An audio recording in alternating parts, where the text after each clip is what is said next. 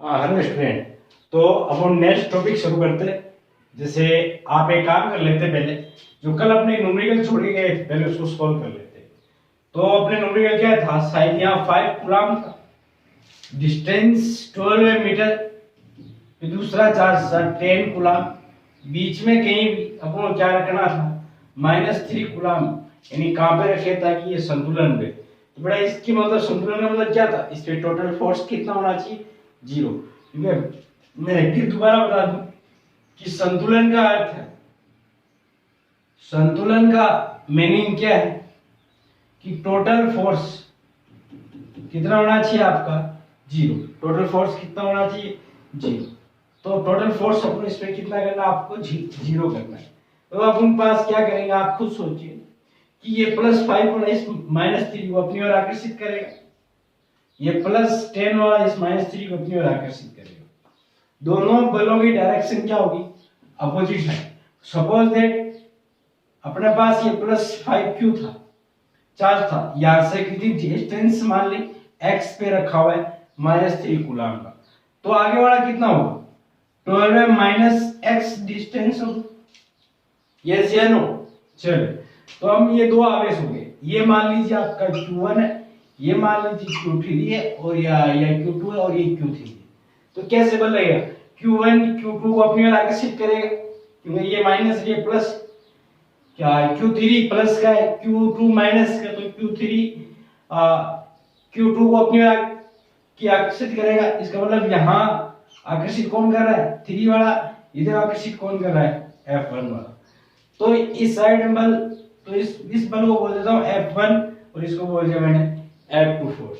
दोनों डायरेक्शन कैसी, अपोजिट। इधर वाला और इधर वाला बल यदि दोनों बराबर मतलब हो जाए, तो इसका मतलब हुआ क्या कि यदि ये बल और ये बल दोनों बराबर होते हैं, तो इसका मतलब सीधा सा मीनिंग ये हुआ कि यहाँ रखी हुई आवेश का वैल्यू या जो भी आवेश रखा है वो किस अवस्था में होगा, आपका संतुलन। या यूं कहूं कि इनका सदिश योग 0 हो जाए, यानी टोटल फोर्स 0 हो जाए। कैसे, F1 प्लस F2 वेक्टर बराबर कितना, सॉरी F3 वेक्टर बराबर कितना हो जाए, 0। या तो इन दोनों बलों का सदिश योग 0 हो जाए, या इनको दोनों अपोजिट साइड में, इसका मतलब इनका परिमाण बराबर हो जाए, F1 बराबर माइनस ऑफ F3 मॉडुलस, ये दोनों क्या हो जाए, बराबर। तो अब सीधी सी बात है, आप इन दोनों बलों को क्या करना है, बराबर। अपन को x निकालना था, क्या निकालना था, x। तो बोलिए अपन कि कैसे करें, तो F1 मतलब इन दोनों के बीच लगने वाला, तो बोलो कि कितना लिखूं, तो हम लिखेंगे, आप बोलोगे सर k, Q1 मान लो कितना है 5, Q2 कितना है 3 बाई दूरी कितनी x, equal to k Q2 Q3 होगा, तो बोलो कितना 3 into 10 by 12 minus x, k से k तो चला जाएगा, 5 2 हो जाएगा, एंड 3 to 3 कैंसिल आउट हो गया, तो इसको मल्टीप्लाई कर लेंगे तो आ जाएगा 2x का स्क्वायर बराबर 12 माइनस x का। अब इसको सॉल्व कर लोगे, वैसे इसको सॉल्व ये भी हो जाएगा क्योंकि ये इधर आ जाएगा, इधर आते इसका हो जाएगा √2x बराबर 12 माइनस x। अब इसकी x जो भी समीकरण है उससे इसको सॉल्व कर लोगे तो ये वैल्यू क्या आ जाएगी, आपकी x की वैल्यू आ जाएगी। चलो ये क्वेश्चन था। अब आज पढ़ेंगे अपन नया टॉपिक, क्या है तो ध्यान से सुने। नया टॉपिक में आज से अपने पास ये है कि विद्युत क्षेत्र में विद्युत क्षेत्र की तीव्रता। तो ध्यान से सुने, विद्युत क्षेत्र और विद्युत क्षेत्र की तीव्रता। मैं इस टॉपिक को पूरे डीपली बताऊंगा आपको, एक ही बार में। इसकी डेफिनेशन सबसे बड़ी काम की चीज जो कि आपको सीखनी है। तो देखना क्या कह रहा हूं मैं, विद्युत क्षेत्र, ये लीजिए आपका विद्युत क्षेत्र, और इसके साथ ही दूसरी परिभाषा विद्युत क्षेत्र की इलेक्ट्रोफील्ड, विद्युत क्षेत्र की तीव्रता। तो अब आप ध्यान से सुनेंगे इसके बाद। सबसे पहले विद्युत क्षेत्र, फिर विद्युत क्षेत्र की तीव्रता। बेटा विद्युत क्षेत्र पढ़ने से पहले आपकी बात को वैसे पहले से पता होगी, जिसका नाम बोलते हैं परीक्षण आवेश। क्या नाम लूंगा मैं, परीक्षण आवेश। वैसे तो आपको इस नाम से पता चल रहा होगा कि परीक्षण शब्द क्यों बोला मैंने? परीक्षण मतलब होता है किसी अगर उस चीज को अपने एक पर्टिकुलर लेके और उसके चारों ओर का क्षेत्र, या यूं कहेंगे इसको लेकर अपन कोई दूसरी चीज का क्या करेंगे, अध्ययन करते हैं आवेश के बारे में। तो परीक्षण आवेश वह आवेश होगा जो अपन को किसी को क्षेत्र को या तीव्रता को क्या करने परिभाषित करने के लिए इसकी आवश्यकता होगी। अब परीक्षण जो आवेश होता है उसका याद आपको यह रखना है कि उसका जो वैल्यू है वो बहुत ही कम होता है, न के बराबर। अर्थात ये भी कह सकते हो कि जो परीक्षण आवेश है उसका कोई प्रकार का क्षेत्र नहीं होता, अर्थात उसका विद्युत क्षेत्र नहीं होता। तो मैं अब क्या बोलने जा रहा हूँ उसको आप अभी समझ आएगा इसके बारे में क्या कहना चाहता हूँ। तो ध्यान से सुनेंगे आप पहले बात को। मैं पहले बोल रहा हूँ विद्युत क्षेत्र, फिर बोलूंगा विद्युत क्षेत्र की तीव्रता। तो ध्यान से सुनना, मैं बोलूंगा किसी आवेश के चारों ओर का वह क्षेत्र, याद रखना किसी आवेश की, या इस आवेश को बेटा कई बार बोला जाता है स्रोत आवेश, कई बार क्या हमेशा बोलेंगे परीक्षण आवेश लेके आएंगे, इस आवेश को बोलेंगे स्रोत आवेश, क्यों याद रखना। तो क्या बोलेंगे, परीक्षण आवेश सॉरी किसी आवेश के चारों ओर का वह क्षेत्र, आप यूं मान के चले कि आपके गांव या आपके घर के चारों का एक क्षेत्र होगा जिसके अंदर कोई दूसरा आपके अंदर एंटर नहीं कर सकता, और यदि एंटर करेगा तो आप उसको चित करेगा, यस या नो। उसी प्रकार से ये है। तो क्या हुआ, किसी आवेश के चारों ओर का वह क्षेत्र जिसमें कोई अन्य आवेश लेके आते हैं। कौन आवेश, अन्य आवेश बेटा, इस पृष्ठ आवेश को क्यू नोट से व्यक्त करूंगा मैं बार बार। तो ये क्यू नोट जैसे आप लेके आओगे, यहां लेके आए, तो आप कुछ सोचो भाई यदि ये प्लस का है और ये प्लस का, तो आप उसमें क्या लगेगा, प्रतिकर्षण। तो इस आवेश को ये पता चल जाएगा कि मेरी बाउंड्री के अंदर कोई घुस चुका है।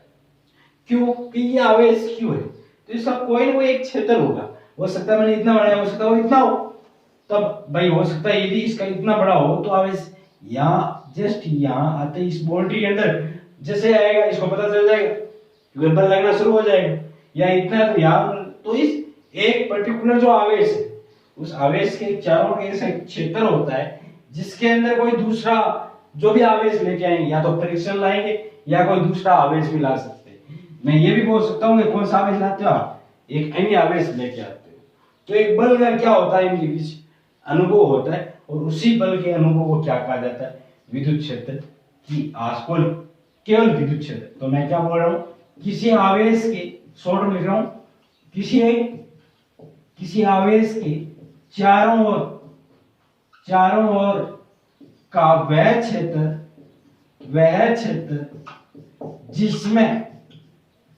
जिसमें किसी अन्य, और अन्य क्वेश्चन लिख रहा हूं बेटा, परीक्षण आवेश, अन्य आवेश लाने पर बल का अनुभव हो विद्युत क्षेत्र कहलाता है, विद्युत क्षेत्र कहलाता है। बोलो, सिंपल सी बात। लेकिन इसके साथ अपन को बात करनी विद्युत क्षेत्र की तीव्रता। अब आप कहोगे सर इनमें दोनों में क्या डिफरेंट, तो सुनना, विद्युत क्षेत्र है वो केवल इतना ही बताता है कि बल का अनुभव होता है।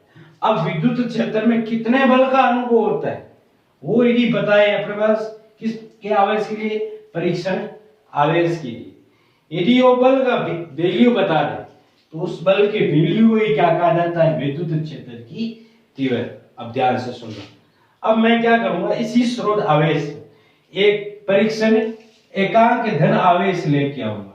क्या लेके आऊंगा, परीक्षण एकांक धन आवेश लेके आऊंगा। तो बताइए बेटा, जैसे ही मैं इस क्यू नोट को यहां लेके आया, तो इसके बीच की दूरी सपोज दैट कितनी, r।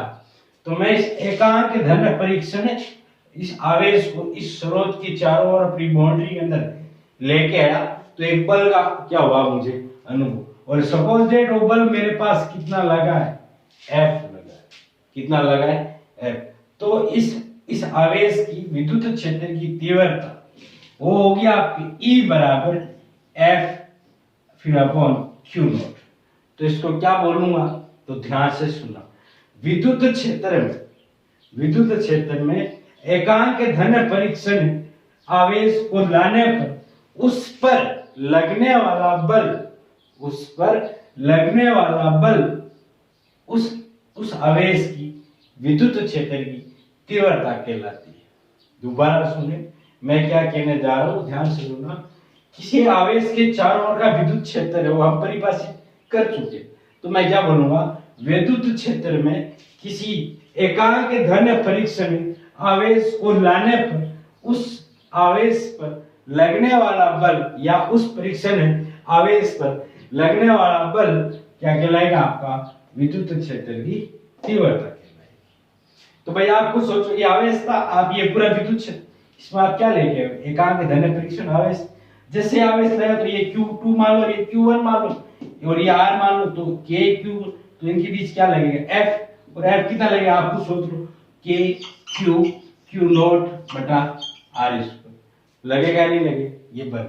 और ये बल किसके लिए लग रहा है, एकांक धन परीक्षण आवेश पर। तो एकांक धन परीक्षण आवेश पर लगने वाला बल ही क्या कहलाता है, विद्युत क्षेत्र की तीव्रता। और यहाँ आपको पता है मैंने अभी भी कहा था कि Q नॉट के इतना कूलम लेना है आपको, एकांक धन कूलम 1, तो E बराबर क्या आ जाएगा आपका F, E बराबर क्या आ जाएगा F। अब एक बात और सुनो, अब यहाँ काफी कंफ्यूजन रहता है। वैसे ये डेफिनेशन फैक्ट नहीं, इसका जो फॉर्मूला है बोलने लैंग्वेज में सही है, लेकिन ये फॉर्मूला ये गलत है। कैसे, तो बेटा ध्यान से सुनना। मैं बल ये लगाएगा किस पर, इस पर। तो यहाँ एक बात देखना, ये जो आप परीक्षण जो आवेश लेके आ रहे हो, आप खुद सोचो, जो परीक्षण आवेश आप लेके आए हो उसका भी तो विद्युत क्षेत्र होगा, क्योंकि वो भी कितने कूलम है, 1 कूलम है। भाई ये 2 कूलम का होगा, 2 का 3 होगा, तो ये अपनी बाउंड्री बढ़ाएगा। तो जो लेके आ रहे हैं परीक्षण आवेश वो भी तो बाउंड्री बढ़ाएगा। तो बताओ आप खुद सोचो, यदि इसकी बाउंड्री होती है, जैसे मान लो यहाँ ये +1 कूलम कोई परीक्षण आवेश है, तो ये इसकी बाउंड्री, तो आप खुद सोचो जैसे आप इसको लेके आओगे तो आप फिर आवेश तो यहाँ पड़ा है, बाउंड्री इतनी बड़ी, तो जैसे यहाँ लाओगे तो इसको तो पहले ही पता चल जाएगा, जबकि आवेश तो अभी बाउंड्री से कहाँ है, बाहर है। मेरा कहने का मतलब क्या बेटा जी, ध्यान से सुने। मैं ये कहना चाहता हूँ कि Q नॉट आवेश है आपका, यदि इसका स्वयं का विद्युत क्षेत्र है तो इसका मतलब इसकी बाउंड्री है, और बाउंड्री है तो बताइए आप, यदि ये यहाँ लेके आ रहा है, भाई ये वाला आप परीक्षण आवेश ला रहे हैं, इसकी बाउंड्री है, तो जैसे ही ये बाउंड्री यहाँ टच होगी इसकी, तो इसको पता चल जाएगा कि कोई आ रहा है आवेश। लेकिन आप खुद सोचो, ये टच यहाँ होगी, जबकि ये वाला तो यहाँ ही आएगा, मतलब आवेश तो बाहर पड़ा है, पहले इसको पता चल गया।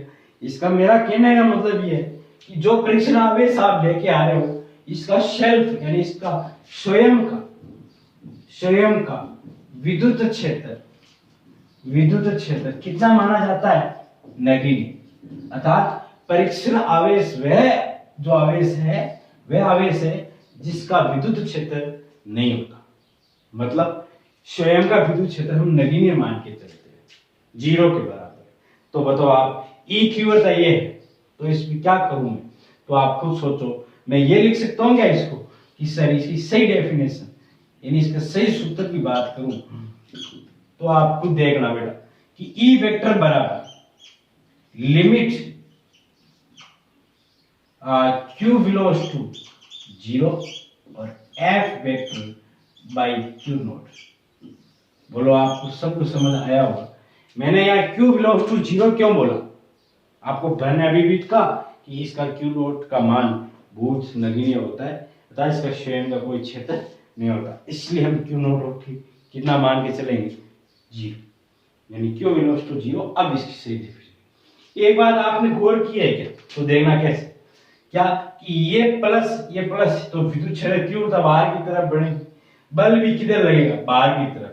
तो यहां से ये समझ आता है कि जो विद्युत क्षेत्र है की तीव्रता है और जो बल लग रहा है आपका विद्युत बल, उन दोनों की दिशा समान होती है, इसलिए तो मैंने यहाँ लिखा है, आपने ध्यान ही नहीं दिया। क्या, तो सुनना, E वेक्टर बराबर F vector by Q not. और अब इसी को आपको एक बात बता दूं, तो आप ध्यान से सुन रहे हैं। बताओ मैंने F का वैल्यू अभी पहले लिखा था, याद है आपको, F बराबर लिखा था Q not by I square, लिखा था ना, बिल्कुल सर। तो E वेक्टर बराबर, और ये एफ वेक्टर है, यदि इसको सदिश लिखोगे तो यहाँ कितना लिख दो आर कैप क्यू है, अपना एक ही सदिश होना थी, तो हम क्या लिखेंगे k q q naught r cap by are square divide by q naught, q naught कर गया, तो ई वेक्टर बराबर आ गया k q by are square r cap. चलो हो सकता है मैंने पीछे बताया समझ ही नहीं है, तो यहाँ आ जाए। आप खुद सोचो कि विद्युत क्षेत्र की जो तीव्रता आ रही, क्या उसका जो सूत्र है के क्यू बाई आर स्क्वायर, क्या उसमें कहीं भी क्यू नॉट आ रहा है? नहीं, क्यू नॉट नहीं आ रहा है, इसका मतलब परीक्षण आवेश पर तीव्रता निर्भर नहीं करती है। बात को समझ आया? बिल्कुल सही। अब देखना ये आ गया आपके पास विद्युत क्षेत्र की तीव्रता का फॉर्मूला, और यही आपने लॉ में पढ़ा था किसके लिए? गुरुत्वाकर्षण के लिए। तो आपने बोला था Eg बराबर minus G M M by are square, और फिर बोला था आर के, और वहां आपको ध्यान कर लेना ये जी पर तो द्रव्यमान पर निर्भर कर रहा था, न कि कोई अन्य पिंड पर निर्भर करता था। तो वहां से ये अपने पास ये भी सीखा हुआ था वो सेम ही। अब मैं इसके बारे में बात कर लेता हूँ आगे। तो बोलो एक बात तो ये तो समझ आएगी आपको, इतनी बात तो कंफर्म आ गई। तो मैं एक काम करता हूँ, पहला इसका डेरिवेशन कराता हूँ एक हल्का सा, वो डेरिवेशन आपको समझ आना चाहिए, न्यूमेरिकल काम आए। बिंदु आवेश के कारण विद्युत क्षेत्र की तीव्रता, विद्युत क्षेत्र की सिंपल सी डेरिवेशन केवल आपको याद है। और वहां पढ़ा था बिंदु द्रव्यमान के कारण विद्युत क्षेत्र की तीव्रता। तो देखना यहाँ पे क्या है, मैं यहाँ कोई आवेश लूंगा क्यू, प्लस ले लेता हूँ, ये लो प्लस ले लिया, माइनस हो तो भी कोई दिक्कत नहीं है। और यहाँ से कितनी दूरी पर मुझे आर दूरी पर क्या निकालनी है? विद्युत क्षेत्र की तीव्रता। तो मैं इस P को बोल देता हूँ ये मेरा अभिष्ट बिंदु है, यानी मुझे यहाँ निकालनी है, तो इसको बोल दिया अभिष्ट बिंदु। यहाँ मुझे तीव्रता चाहिए, और यहाँ की जो विद्युत क्षेत्र तीव्रता बनेगी उसको मैं नाम देता हूँ ईपी। ये लो मुझे इस ईपी का वैल्यू चाहिए, ये इसका मीनिंग है कि बिंदु आवेश के कारण विद्युत क्षेत्र की तीव्रता कुछ आर दूरी पर होगा। चलो तो मैं क्या करता हूँ, मुझे जब जब तीव्रता चाहिए तब तक मैं यहाँ परीक्षण आवेश लेके आना पड़ेगा, और वो भी कौन सा? इस एकांक घन परीक्षण आवेश। तो मैं बोलता हूँ यहाँ प्लस क्यू लाया है, ये मैं प्लस क्यू किसकी परिभाषा से लाया हूँ? किसकी? विद्युत क्षेत्र की तीव्रता की क्या लाया हूँ? परिभाषा से। अब मैं एकांक घन परीक्षण आवेश ले आया, तो मुझे बताइए, मैं जानता हूं कि विद्युत क्षेत्र की परिभाषा से, विद्युत क्षेत्र की परिभाषा से तो मैं क्या बोलूंगा? E बराबर F अपॉन क्यू नॉट, सीधी सी बात है। अब मैं बोलूं F आप बोलोगे सर पहले F निकालो, तो F निकालता हूं K Q1 Q2 by Q2 कितना है? 1 बाई R, और Q नॉट कितना है मेरे पास? 1 खुला, मान रख दो इसमें। तो जैसे इसमें मान रखा तो हम बोलेंगे E वेक्टर बराबर KQ1 1 by R square by 1 1 to 1, यानी कुछ मतलब नहीं, minus KQ by R square E। ये लीजिए भाई साहब विद्युत क्षेत्र की तीव्रता बिंदु आवेश के कारण, जो कि पहले से जानते हैं KQ बाई R स्क्वायर। और इसकी दिशा किधर होगी? डायरेक्शन। तो आप बताइए प्लस ये प्लस है तो बाहर की तरफ, यदि ये माइनस होता तो किधर आता? अंदर की तरफ। जो भी होता हम तो एक ही बोलते हैं E वेक्टर बराबर आर कैप। यदि ये आर कैप इधर है तो माइनस है, फिर आर कैप किधर हो? इस साइड। चलो तो ये हो गया अपने पास मुख्यतः क्वेश्चन, सॉरी डेरिवेशन। अब देखना आप छोटी सी बात, फिर आपको एक क्वेश्चन देते हैं आज के लिए, और जो कि आपको करना है। तो आप सबसे पहले देखें बेटा क्या, तो ध्यान से सुनो, इसके बारे में सिंपल सी बातें आपको, वैसे तो मेरे हिसाब से इलेवंथ तो आपकी अच्छी पढ़ रखी तो कोई दिक्कत नहीं, क्योंकि ये राशि कौन सी आपको पहले से पता है, सदिश राशि, क्योंकि मैं वेक्टर लगाते आ रहा हूं। उसके बाद में इसकी आती है मात्रक की बात। तो मात्रक बल बटा आवेश, तो बल बटा मतलब न्यूटन बाई कूलम। विमा की बात कर लेते हैं अपने पास, तो विमा के बारे में सिंपल सी बात है, m1 L1 T-2 होता बल, AT यहाँ आएगा तो T-3 हो जाएगा ना, और A-1, ये इसके बारे में मुख्यतः बातें थी। और बाकी इसका जो सही रूप था वो याद रखना, और लिमिट वाला, limit q belongs to 0 F vector by q naught बराबर ई वेक्टर। ये इतनी बातें हैं इसके बारे। अब देखना क्वेश्चन, तो ध्यान से सुनना आप। क्वेश्चन आपको ही करना है, मैं नहीं करके बताने वाला, करना आपको ही है। और अभी याद रखना, न्यूमेरिकल जो करते हो उसके पीछे मात्रक लगाना जरूरी है। हमेशा जो आंसर निकाल दो उसके पीछे यूनिट लिखना बहुत जरूरी है आपको। तो मैं बोलूं 2 इंटू मल्टीप्लाई -6 कूलाम से 20 सेंटीमीटर दूरी पर विद्युत क्षेत्र की तीव्रता की गणना करो। ये आपको गणना करनी कितनी, इतनी। इसी के साथ सेकंड क्वेश्चन सुनना आप ध्यान से, कि एक वर्ग है आपका, एक वर्ग है। डाटा मुझे क्या याद नहीं रहते, इसलिए मैं मेरे मर्जी से लिख रहा हूं।